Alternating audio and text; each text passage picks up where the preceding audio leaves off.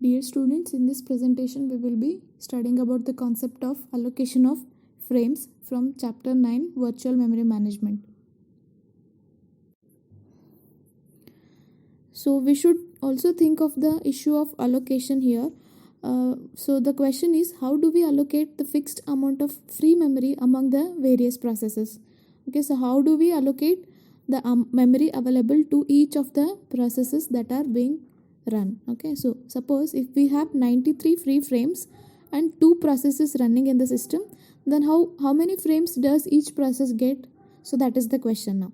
So consider a simple example in case of a single user system. Okay, so consider single user system with 120 KB of memory composed of pages of 1 KB in size. So the total memory available is 128 KB and size of each page is 1 KB. Okay, so that means this system has 128 frames. Okay, so the size of the operating system will consume 35 KB.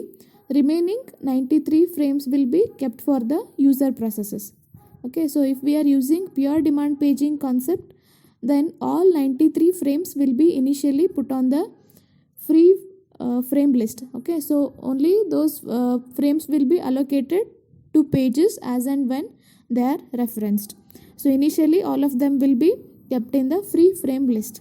Okay, so when a user process starts its execution, it would generate a sequence of page faults because it has just started the execution and none of the pages have been referenced yet. So it is going to generate a sequence of page faults. Okay, the first 93 page faults would all get free frames from the free frame list. Since 93 all are free, so the first 93 page faults will be getting the free frame from that free frame list. Okay, so when this free frame list gets exhausted, then we should go for a page replacement algorithm to select one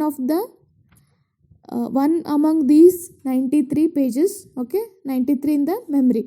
Okay, to be replaced with the 94th page. Okay, so 93 free frames we have. These 93 will be allocated for first 93 page faults. So whenever we have encountered a 94th page fault, we do not have a free frame. So at that time what we have to do, we should replace one of the frames from these 93. Okay, and then I can allocate the 94th page. So when the process is terminated, these 93 frames would once again be placed on the free frame list. So when the execution completes, again these 93 will become free. So those will be kept on the free frame list again. So the basic strategy is clear here, that is user processes are allocated to any of the free frames available. So each process needs a minimum number of frames. Okay, for example, consider IBM 370 MVC instruction. It consists of 6 pages to hand the SSMove instruction. Okay, so the instruction is 6 bytes, which might span of 2 pages, and 2 pages are required to handle from and 2 pages are required to handle to. That is, handle from is from which location it has been taken and to which location it will be stored. So both of them will 2 pages to handle from means from where it has been taken, and 2 means 2 pages are required to store that value to some position. Okay, to some address value. So the maximum is, of course, it is the total number of frames in the system.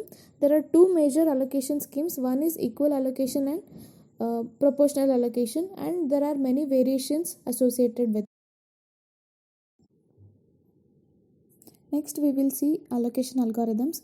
The easy way to split m frames among n processes is to give everyone equal share, that is m divided by n. Such those many frames will be given for each of the process. For example, we can consider if there are 100 frames, okay, and 5 processes, 100 by 5 is equal to 20 frames, so each process will get 20 frames. Now suppose there are 93 frames and 5 processes. Okay, in that case each process will get 18 frames. the leftover 3 frames can be used as a free frame buffer pool. Okay, so that means we should keep some frames as free in the buffer pool. Okay, so this scheme is called as equal allocation. Okay, an alternative for this is that various process will need different amount of memory. Okay, consider a system with 1 KB frame size. Okay, there are two processes running. One is assume it is a student process which needs 10 KB of memory, and the other one is a interactive database that has been running, which consumes 127 KB. Okay, those two are the only processes that are running in the system with 62 free frames. Okay, now if I use equal allocation, what I will do, I will divide 62 divided by 2, and each process should get 31 frames according to equal allocation. But since the student process is very small and it just needs 10 frames, the remaining 21 frames will get wasted. Okay, so in order to solve this, we can use another allocation, that is proportional allocation. Okay, so in this scheme we allocate available memory to each process according to its size. Okay, so let the size of virtual memory for process Pi be Si. Okay, so the size of the virtual memory for process Pi is Si. Okay, and then we can define S as summation of Si. That is, the total size will be summation of Si. Okay, and then if the total number of available frames is M, okay, and we allocate AI frames to process Pi, then AI can be approximately defined as, so AI frames will be allocated to process Pi, and then AI can be defined as Si divided by S into M. M is the number of available frames. Okay, so we must adjust each AI to be an integer that is greater than the minimum number of frames required by the instruction set, with the sum not exceeding M. Okay, so we should allocate frames in such a way that it must be an integer that is greater than the minimum number of frames required by the instruction set. Okay, with sum not exceeding M. M is the total number of frames. Okay, so for proportional allocation, we would split 62 frames between two processes, one of 10 pages and the other one of 127 pages, by allocating 4 frames and 57 frames respectively. Okay, so the total available number of, for proportional allocation, we would split these 62 frames between two processes. Since one process is of 10 pages, the other one is of 127 pages, we will allocate 4 frames and 57 frames respectively. How do we calculate this values? Just see here. So 1 Si is 10, that is size of one process is 10, that we can consider it as S1, that is for process 1. Process 2, the size is S2, that requires 127 frames.